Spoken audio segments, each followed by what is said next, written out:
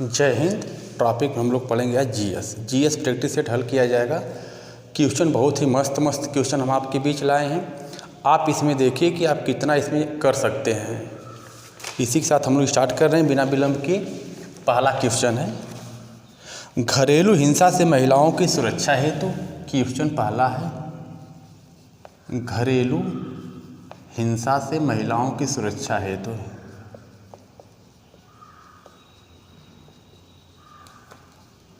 सुरक्षा हेतु घरेलू हिंसा से महिलाओं की सुरक्षा हेतु अधिनियम कब लागू किया गया?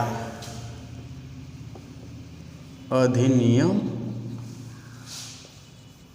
कब लागू किया गया? क्वेश्चन को ध्यान से देखिए।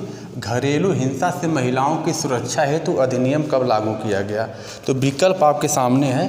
पहला विकल्प है 2006, दूसरा विकल्प है 1989, तीसरा विकल्प है 2005 और चौथा विकल्प है 2007।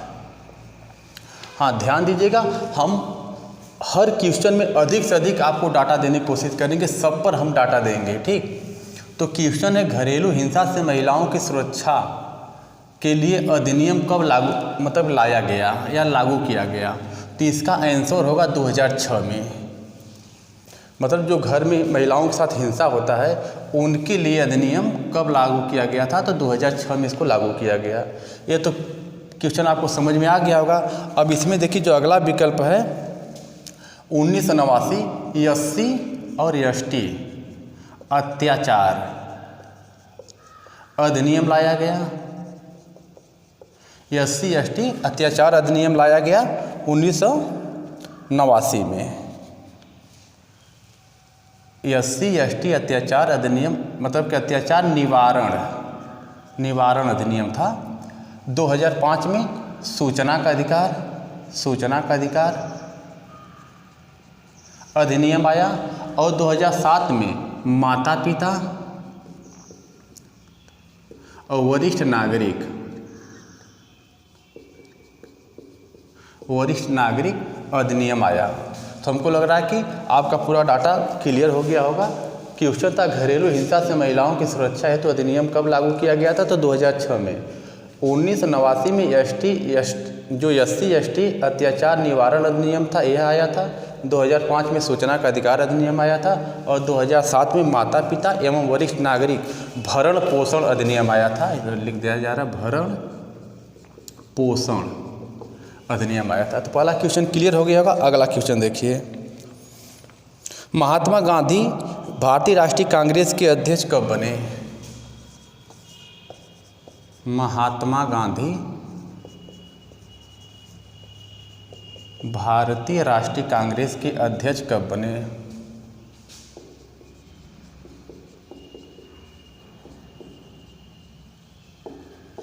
अध्यक्ष कब बने थे? तो विकल्प है आपका 1923, 1924, 1925 और 1922। तो क्वेश्चन हमारा, महात्मा गांधी भारतीय राष्ट्रीय कांग्रेस के अध्यक्ष कब बने थे? तो 1924 में बेलगांव अधिवेशन में महात्मा गांधी अध्यक्षता किए थे। यह कर्नाटक के पास पड़ता है। हाँ, 40वां क्रम का कांग्रेस का अधिवेशन था यह बेलगांव वाला, जिसमें महात्मा गांधी कांग्रेस के अध्यक्ष बने थे। 1923 में 39वां क्रम का जो कांग्रेस का अधिवेशन था, इसकी अध्यक्षता की गई थी मौलाना मोहम्मद अली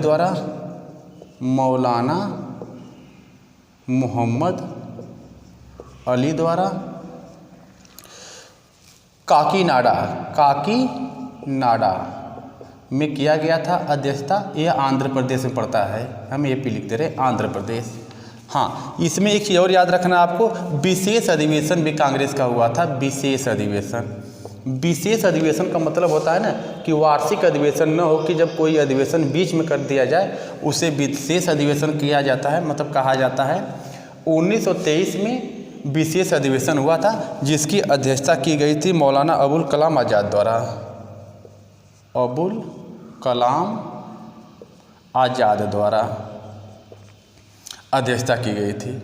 तो 1923 में जो है कांग्रेस का 39वां अधिवेशन जो हो रहा है, इसे मौलाना मोहम्मद अली है काकीनाडा आंध्र प्रदेश में पड़ता अध्यक्षता किए थे। लेकिन इसमें एक कांग्रेस का विशेष अधिवेशन हुआ था। विशेष अधिवेशन का मतलब होता है वार्षिक न होकर जब बीच में हो जाए, तो इसकी अध्यक्षता मौलाना अबुल कलाम आज़ाद द्वारा किया गया था। तो हमको लग रहा है क्वेश्चन क्लियर हो गया होगा। 24 में गांधी जी बेलगांव के अध्यक्षता कर रहे हैं, ये भी क्लियर है। 25 में देखिए 41वां अधिवेशन है, यह 41वां अधिवेशन कांग्रेस का है। इसमें सरोजनी नायडू द्वारा अध्यक्षता की गई। कानपुर यहाँ लिखी गई याद, कानपुर में। और 1922 में जो है यह 38वां अधिवेशन था। इसमें अध्यक्षता की गई थी चित्तरंजन दास द्वारा। यह गया में हुआ था। तो पूरा क्लियर हो गया होगा। अगला क्वेश्चन आपका है, क्रीमी लेयर का संबंध किससे है? क्रीमी लेयर का संबंध किससे है? क्रीमी लेयर का संबंध किससे है? पहला विकल्प है बायोस्फीयर। दूसरा विकल्प है सामाजिक एवं आर्थिक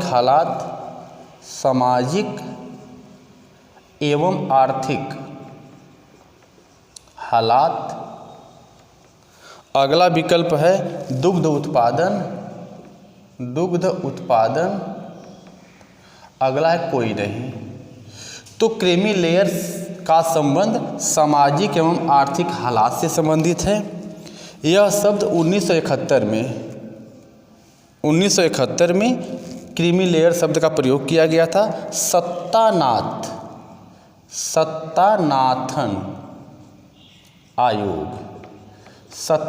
आयोग द्वारा पिछड़ा वर्ग के लिए। तो हमारा क्वेश्चन था क्रीमी लेयर का संबंध किससे है? तो क्रीमी लेयर का संबंध सामाजिक आर्थिक हालात से है। 1971 में इस शब्द का प्रयोग सत्तानाथन आयोग द्वारा पिछड़ा वर्ग के लिए किया गया था। नीचे किसकी है दिखाई दे रही है ना? हाँ, चलिए अगला क्वेश्चन है, वेदों का गद्य भाग क्या कहलाता है? चौथा क्वेश्चन आपका है वेदों का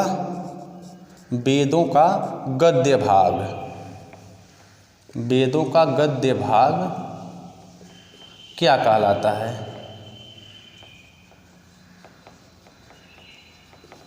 पहला विकल्प है संहिता। दूसरा विकल्प है ब्राह्मण। तीसरा है आरण्यक और चौथा विकल्प है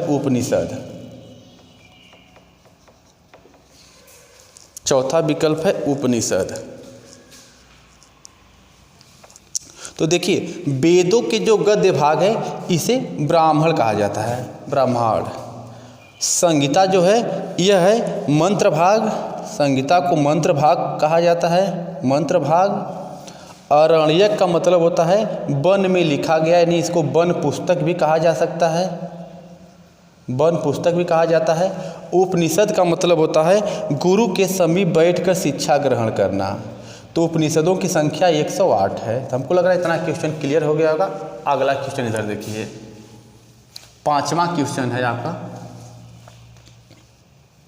भारतीय फुटबॉल की किस राष्ट्रीय प्रतियोगिता का आरंभ 1945 में हुआ? भारतीय फुटबॉल की किस प्रतियोगिता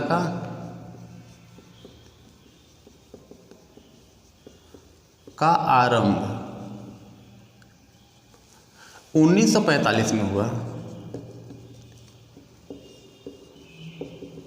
विकल्प आपके सामने है डूरंड कप, दूसरा विकल्प है आपका डीसीएम कप,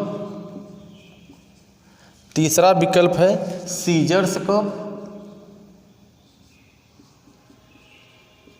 और चौथा विकल्प आपका है संतोष ट्रॉफी। संतोष ट्रॉफी, संतोष ट्रॉफी।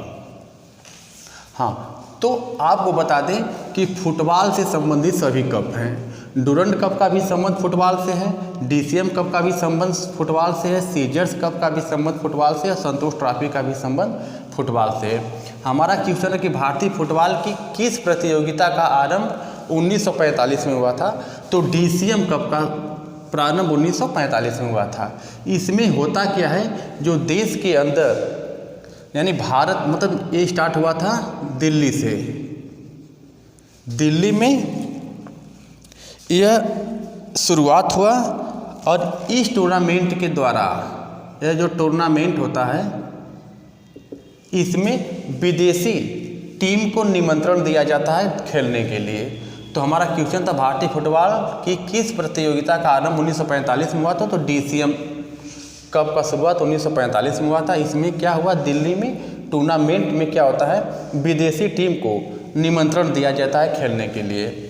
हाँ, देखिए डूरंड कप जो है इसका संबंध 1888 से है, यानी है 1888 में शुरू हुआ और बाकी ये सब जो है फुटबॉल से ही संबंधित हैं। छठवां क्वेश्चन है आपका,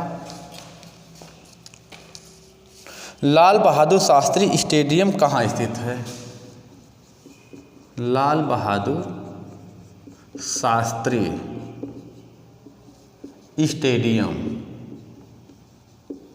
कहाँ स्थित है?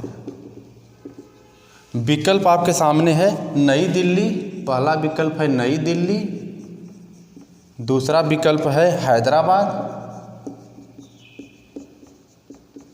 तीसरा विकल्प है इलाहाबाद और चौथा है कानपुर। तो क्वेश्चन है लाल बहादुर शास्त्री स्टेडियम कहाँ स्थित है? तो हैदराबाद में स्थित है, यह तेलंगाना में पड़ेगा।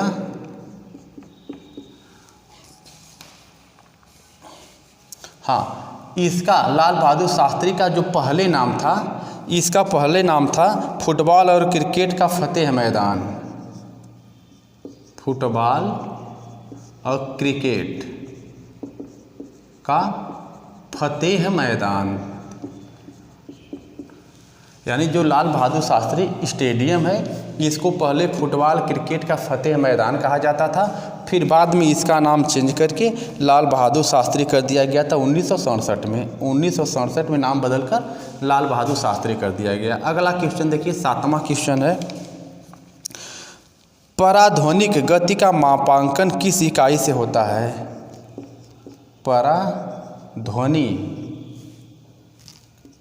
पराध्वनिक गति का मापांकन किस इकाई से होता है? किस इकाई से होता है? किस इकाई से होता है? तो विकल्प आप ले लीजिए, पहला है मैक, दूसरा विकल्प है नाट, तीसरा विकल्प है आपका रिएक्टर और चौथा विकल्प है हार्ड। तो पराध्वनिक गति का मापांकन मैक द्वारा किया जाता है। इसका आंसर विकल्प आपका पहला सही है। नाट जो है इस चाल का मात्रक है, यानी समुद्री मील, समुद्र में चाल नापी जाती है नाट मील से। रिएक्टर भूकंप की तीव्रता से संबंधित है और हार्ट जो है आवृत्ति का मात्रक है। आवृत्ति का मात्रक हार्ट है। अगला क्वेश्चन ले लीजिए, आठवां क्वेश्चन आपके सामने है, रक्त लाल दिखाई देने का कारण क्या है? रक्त लाल दिखाई देने का कारण क्या है? रक्त लाल दिखाई देने का कारण क्या है? पहला विकल्प है प्लाज्मा, दूसरा विकल्प है लोहिताणु, तीसरा विकल्प है आपका हीमोग्लोबिन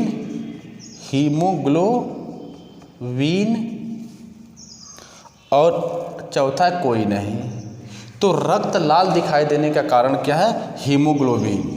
और हीमोग्लोबिन की जब कमी होती है तो इससे एक रोग होता है जिसका नाम है एनीमिया। एनीमिया। तो हमको लग रहा है इतना क्वेश्चन समझ में आ गया होगा। स्क्रीनशॉट लेना हो तो लीजिए, उसके बाद हम आगे बता रहे हैं आपको।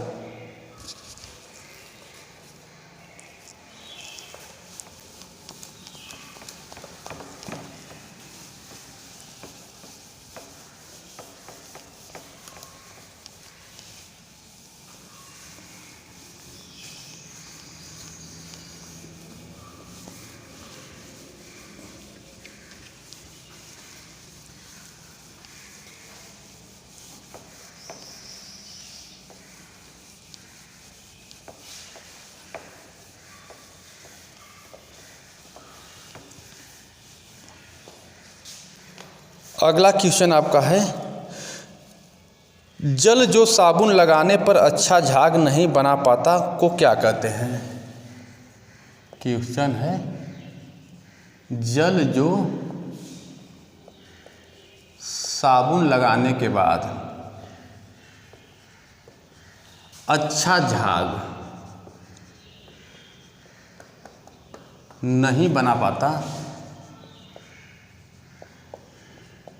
साबुन मतलब जल जो साबुन लगाने के बाद अच्छा झाग नहीं बना पाता उसे क्या कहते हैं? क्या कहते हैं क्वेश्चन है। विकल्प आप रख लीजिए। पहला विकल्प है खारा जल, खारा जल। दूसरा विकल्प आपका है भारी जल। तीसरा विकल्प है मृदु जल और चौथा है संक्रमित जल। तो साबुन लगाने के बाद अच्छा झाग नहीं बना पाता है उस जल को कहा जाता है खारा जल। भारी जल का रासायनिक सूत्र D2O है। इसका प्रयोग नाभिकीय संयंत्र में किया जाता है। मृदु जल, वर्षा के जल को मृदु जल कहा जाता है, यह साबुन के साथ झाग बनाता है। संक्रमित जल जो है जो संक्रमणशील होता है उसे संक्रमित जल कहा जाता है। अगला क्वेश्चन,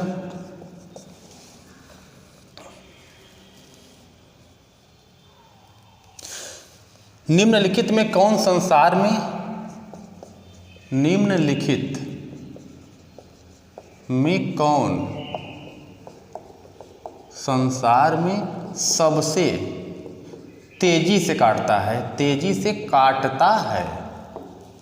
विकल्प आप रख लीजिए। पहला विकल्प है अफ्रीकी बिच्छू, अफ्रीकी बिच्छू। दूसरा विकल्प है पनामा का दीमक, पनामा का दीमक। अगला नंबर है ऑस्ट्रेलिया की गिलहरी, ऑस्ट्रेलिया की गिलहरी। और चौथा विकल्प है कोई नहीं, कोई नहीं। तो क्वेश्चन है निम्नलिखित में से कौन संसार में सबसे तेजी से काटता है? तो पनामा का दीमक, यह बहुत तीव्र से काटने वाला है। अगला क्वेश्चन है आपका, golden pain of freedom, golden pain of freedom,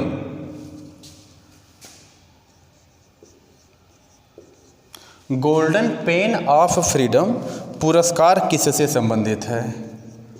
पुरस्कार किससे संबंधित है? गोल्डन पेन ऑफ फ्रीडम पुरस्कार किससे संबंधित है? विकल्प है, पहला विकल्प है पत्रकारिता। दूसरा विकल्प है आपका सिनेमा। तीसरा विकल्प है खेल और चौथा विकल्प है साहित्य। तो गोल्डन पेन ऑफ फ्रीडम पुरस्कार पत्रकारिता से संबंधित है। 1961 से इसकी शुरुआत हुई है। शुरुआत कब से हुई है? 1961 से हुई है।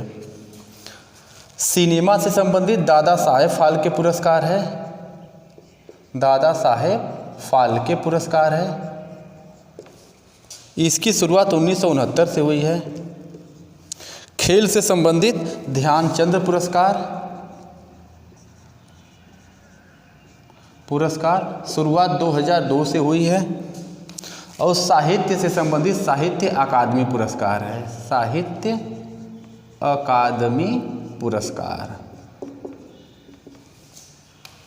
इसकी शुरुआत 1958 से हुई है, 1958 से। अगला क्वेश्चन आपके सामने है, मुगल काल में पुलिस बल के मुखिया को क्या कहा जाता था? मुगल काल में पुलिस बल के मुखिया को क्या कहा जाता था?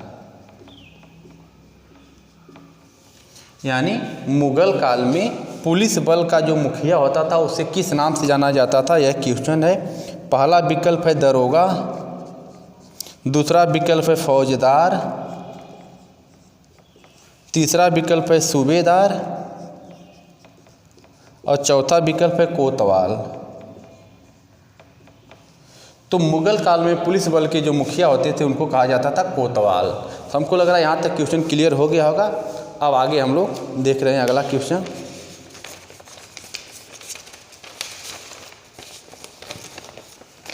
इधर हम लिख दे रहे हैं क्वेश्चन है आपका, भारत के प्रथम गृह मंत्री कौन थे?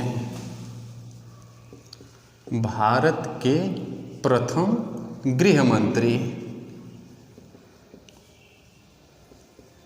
कौन थे? भारत के प्रथम गृह मंत्री कौन थे? विकल्प है, पहला सरदार पटेल, दूसरा विकल्प आपका है बाबू जगजीवन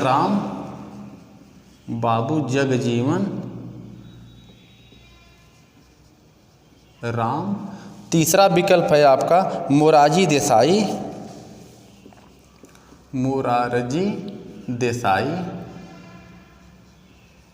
और चौथा विकल्प है आपका गोविंद बल्लभ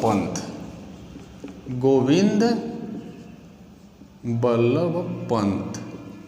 यह 4 विकल्प है। क्वेश्चन है आपका, भारत के प्रथम गृह मंत्री कौन थे? तो भारत के प्रथम गृह मंत्री सरदार वल्लभ भाई पटेल थे। बाबू जगजीवन राम जो थे यह प्रथम श्रम मंत्री थे। मोरारजी देसाई जो थे प्रथम गैर सरकारी प्रधानमंत्री थे, प्रथम गैर कांग्रेसी पीएम थे यानी प्रधानमंत्री थे। गोविंद बल्लभ पंत जो थे उत्तर प्रदेश के प्रथम मुख्यमंत्री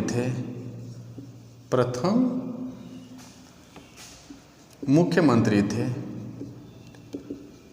हमको लग रहा पूरा क्लियर हो गया होगा। क्वेश्चन था भारत के प्रथम गृह मंत्री कौन थे? तो सरदार वल्लभ भाई पटेल थे। बाबू जगजीवन राम जो वो प्रथम श्रम मंत्री थे। मोरारजी देसाई जो थे प्रथम गैर कांग्रेसी प्रधानमंत्री थे और गोविंद बल्लभ पंत जो थे उत्तर प्रदेश के प्रथम मुख्यमंत्री थे। तो इतना क्वेश्चन आपको क्लियर हो गया होगा। हाँ, प्रथम मुख्यमंत्री गोविंद बल्लभ पंत हो गए। अब प्रथम महिला मुख्यमंत्री पूछे, महिला मुख्यमंत्री अगर पूछे तो सुचिता कृपलानी। अब प्रथम महिला राज्यपाल पूछे तो सरोजनी नायडू। हमको लग रहा है क्वेश्चन क्लियर हो गया होगा। अगला क्वेश्चन देखिए, रामायण में मांडवी किसकी पत्नी थी? क्वेश्चन है,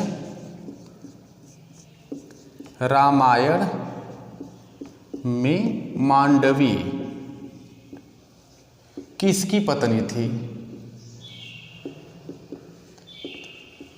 विकल्प है आपका, पहला विकल्प है भरत, दूसरा विकल्प है मेघनाद, तीसरा विकल्प है सुग्रीव और चौथा विकल्प है आपका लक्ष्मण। तो देखिए, रामायण में मांडवी भरत की पत्नी थी, मेघनाद की पत्नी का नाम था सुलोचना और सुग्रीव की पत्नी का नाम था रूमा, लक्ष्मण की पत्नी का नाम था उर्मिला और राम जी की पत्नी का नाम सबको पता होगा, राम जी की पत्नी का नाम था सीता। तो राम हो गए, लक्ष्मण हो गए, भरत हो गए। शत्रुघ्न की पत्नी का नाम, शत्रुघ्न की पत्नी का नाम, शत्रुघ्न की पत्नी का नाम था श्रुतिकृत, श्रुतकृति, श्रुतकृति। तो क्वेश्चन था रामायण में मांडवी किसकी पत्नी का नाम था? तो महाभारत मतलब भारत जो भरत थे, राम लक्ष्मण भरत शत्रुघ्न थे, तो भरत की पत्नी का नाम था मांडवी। मेघनाथ की पत्नी का नाम था सुलोचना। सुग्रीव की पत्नी का नाम था रूमा। लक्ष्मण की पत्नी का नाम था उर्मिला। और राम की पत्नी का नाम सीता। और शत्रुघ्न की पत्नी का नाम था श्रुतकृति। हमको लग रहा है क्वेश्चन क्लियर हो गया होगा। अगला क्वेश्चन है, तरला दलाल किस लिए प्रसिद्ध हैं? क्वेश्चन है, तरला दलाल किस लिए प्रसिद्ध है? तरला दलाल किस लिए प्रसिद्ध है? विकल्प आपके सामने है। पाक कला विशेषज्ञ, पहला विकल्प है पाक कला विशेषज्ञ। दूसरा विकल्प है आपका बाल मनोवैज्ञानिक, बाल मनोवैज्ञानिक। तीसरा विकल्प है आपका मीडिया प्रबंधक, मीडिया प्रबंधक। और चौथा विकल्प है कोई नहीं। तो तरला दलाल किस लिए प्रसिद्ध है? तो पाक कला विशेषज्ञ हैं। पाक कला विशेषज्ञ का मतलब ना भोजन कला विशेषज्ञ, भोजन कला विशेषज्ञ, यानी जो खाना बनाने में बहुत ही माहिर हो उसे भोजन कला विशेषज्ञ या पाक कला विशेषज्ञ कहा जा सकता है। तो तरला दलाल का संबंध किससे है? तो पाक कला विशेषज्ञ से है। तो हमको लग रहा है क्वेश्चन समझ में आ गया होगा। इसकी शॉट लेना तो लीजिए, इसके बाद हम आगे।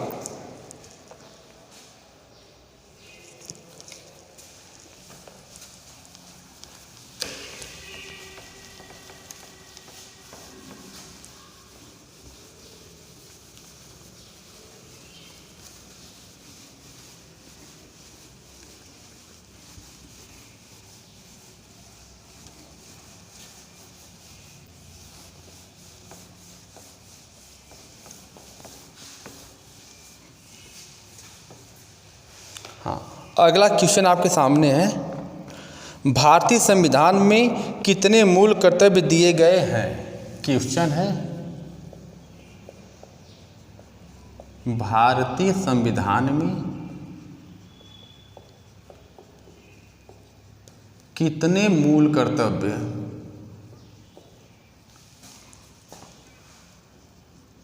दिए गए हैं?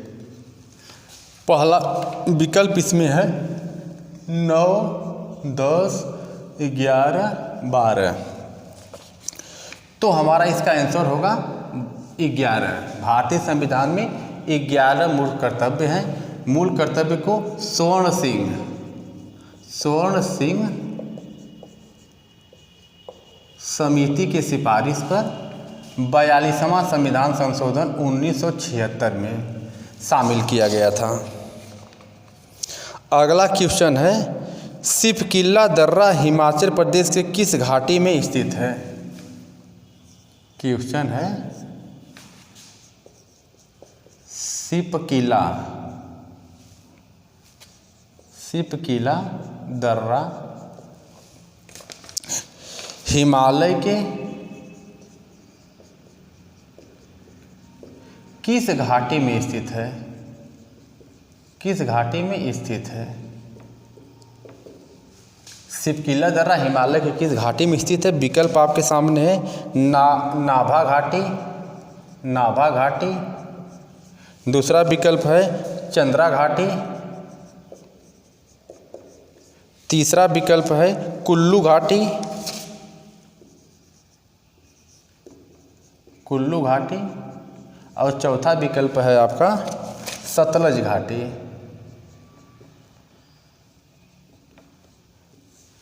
तो सिपकिला दर्रा हिमाचल प्रदेश के किस घाटी में है? तो सतलज घाटी में है। अगला क्वेश्चन है, त्रिपुरा को कब भारत का पूर्ण राज्य का दर्जा दिया गया? त्रिपुरा को कब भारत के पूर्ण राज्य का दर्जा दिया गया?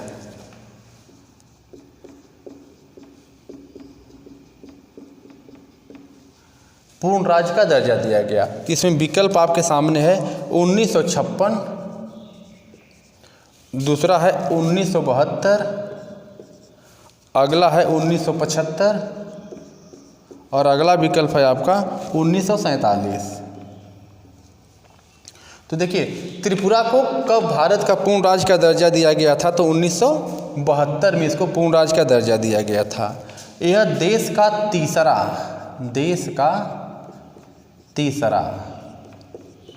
सबसे छोटा राज्य है, देश का तीसरा सबसे छोटा राज्य है। 1963 में इसको केंद्र शासित बनाया गया था, केंद्र शासित प्रदेश। फिर बाद में 1972 में इसको पूर्ण राज्य का दर्जा दे दिया गया था। तो क्वेश्चन क्लियर हो गया होगा। अगला क्वेश्चन आपके सामने है,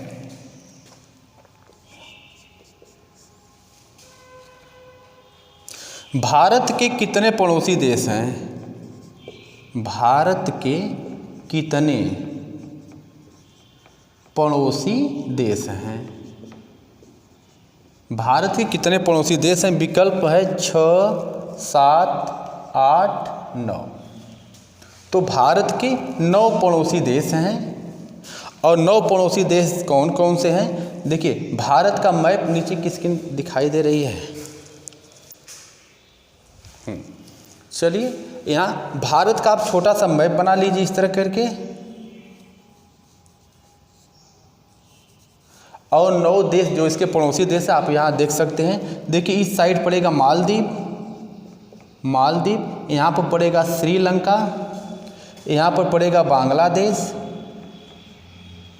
यहाँ पर पड़ेगा म्यांमार, यहाँ पर पड़ेगा भूटान, यहाँ पर पड़ेगा नेपाल, यहाँ पर पड़ेगा चीन, इधर पड़ेगा पाकिस्तान और इधर पड़ेगा अफ़गानिस्तान।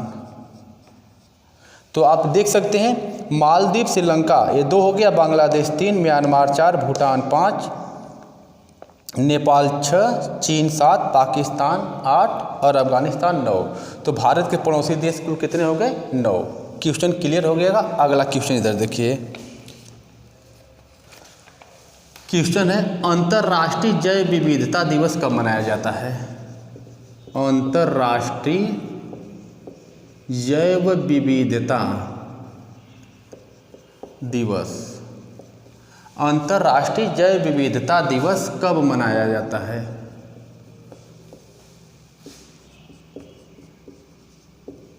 कब मनाया जाता है? विकल्प आपके सामने है। पहला 1 अप्रैल, अगला विकल्प आपका है 22 मई, अगला है आपका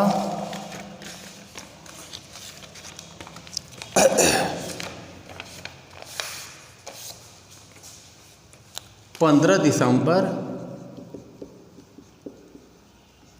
और अगला विकल्प है 10 नवंबर।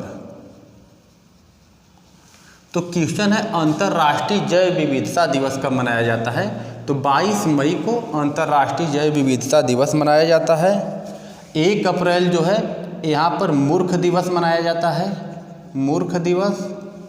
15 दिसंबर जो है अंतर्राष्ट्रीय चाय दिवस है, अंतर्राष्ट्रीय चाय दिवस। और 10 नवंबर जो है परिवहन दिवस। तो हमको लग रहा है क्वेश्चन क्लियर हो गया होगा।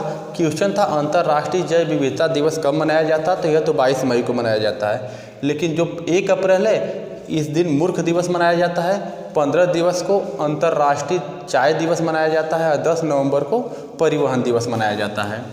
अगला क्वेश्चन आप ले लीजिए।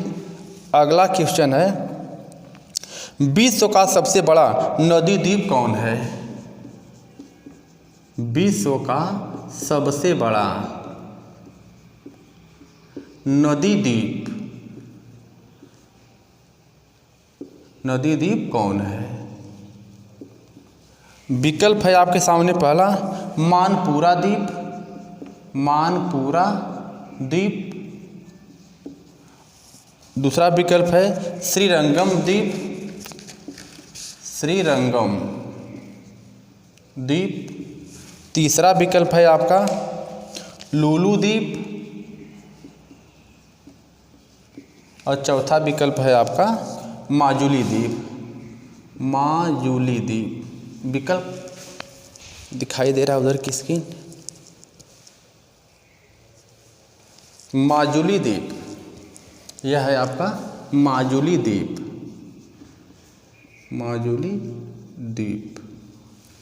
तो क्वेश्चन था विश्व का सबसे बड़ा नदी द्वीप कौन है? तो विश्व का सबसे बड़ा नदी द्वीप माजुली द्वीप है। यह असम राज्य में ब्रह्मपुत्र नदी पर है। तो विश्व का सबसे बड़ा नदी द्वीप तो माजुली द्वीप हो गया, असम राज्य में ब्रह्मपुत्र नदी पर। यहीं पर सबसे छोटा द्वीप भी है, विश्व का सबसे छोटा द्वीप, जिसका नाम है उमानंद या मयूर द्वीप। यानी विश्व का सबसे बड़ा नदी द्वीप असम राज्य में है, जिसका नाम है माजुली द्वीप, और विश्व का सबसे छोटा द्वीप भी असम राज्य में ब्रह्मपुत्र नदी पर है, जिसका नाम है उमानंद या मयूर द्वीप। तो दोनों महत्वपूर्ण हैं अपने आप में। यहाँ पर देखिए मानपुरा द्वीप जो है यह बांग्लादेश में है,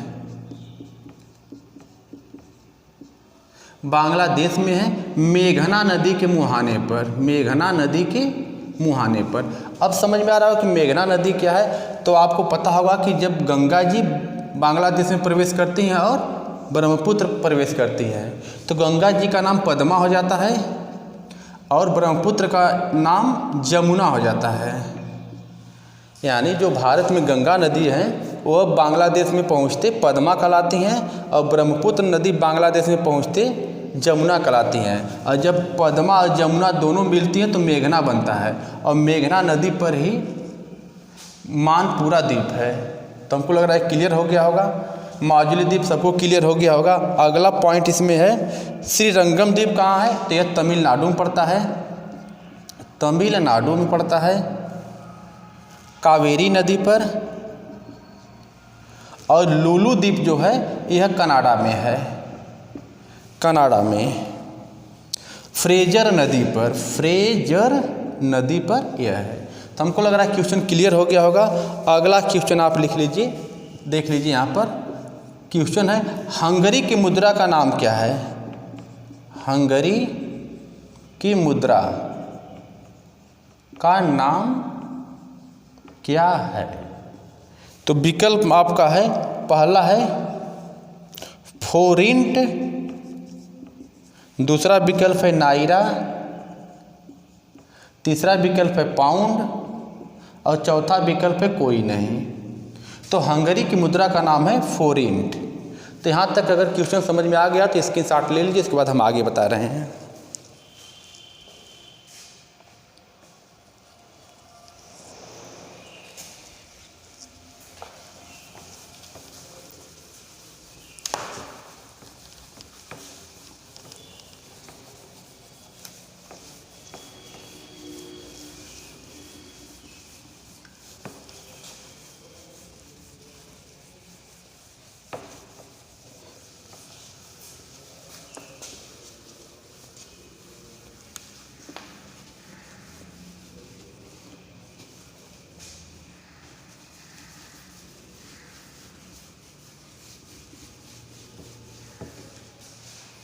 अगला क्वेश्चन आपके सामने है नौटंकी किस राज्य का लोक नृत्य है? क्वेश्चन है नौटंकी किस राज्य की लोक नृत्य है? नौटंकी किस राज्य की लोक नृत्य है? पहला विकल्प है उत्तर प्रदेश यानी यूपी, दूसरा विकल्प है केरल, तीसरा विकल्प है आपका कर्नाटक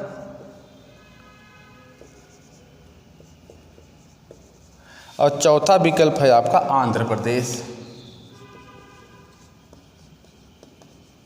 तो नौटंकी उत्तर प्रदेश यानी यूपी का लोक नृत्य है। केरल में 2 लोक नृत्य महत्वपूर्ण याद रखिएगा, एक का नाम है मोहिनी अट्टम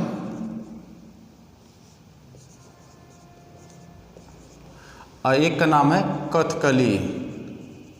कथकली। तो केरल में 2 नृत्य याद रखिएगा, मोहिनी अट्टम, कथकली। उत्तर प्रदेश का नौटंकी हो ही गया। कर्नाटक का यक्षगान, आंध्र प्रदेश का कुचिपुड़ी। हमको लग रहा है क्वेश्चन क्लियर हो गया होगा। अगला क्वेश्चन, अंतर्राष्ट्रीय ओलंपिक समिति का मुख्यालय कहाँ है? अंतर्राष्ट्रीय ओलंपिक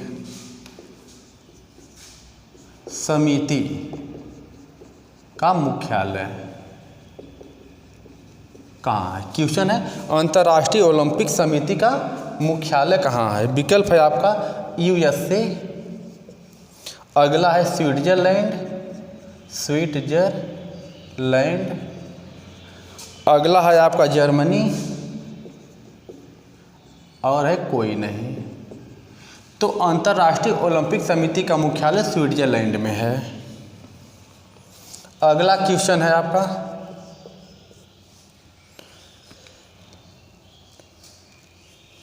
किसने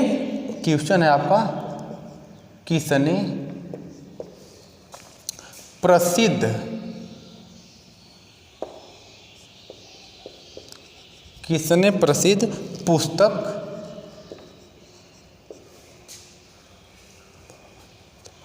पावर्स ऑफ द माइंड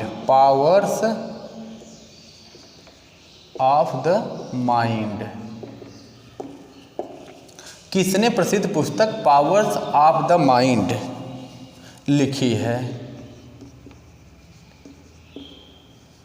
विकल्प आपके सामने है। पहला महात्मा गांधी, दूसरा विकल्प है स्वामी विवेकानंद,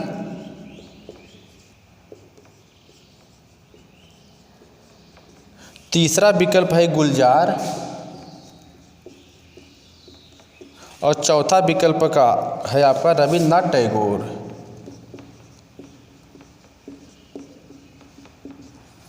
तो देखिए, किसने प्रसिद्ध पुस्तक पावर्स ऑफ द माइंड लिखी है?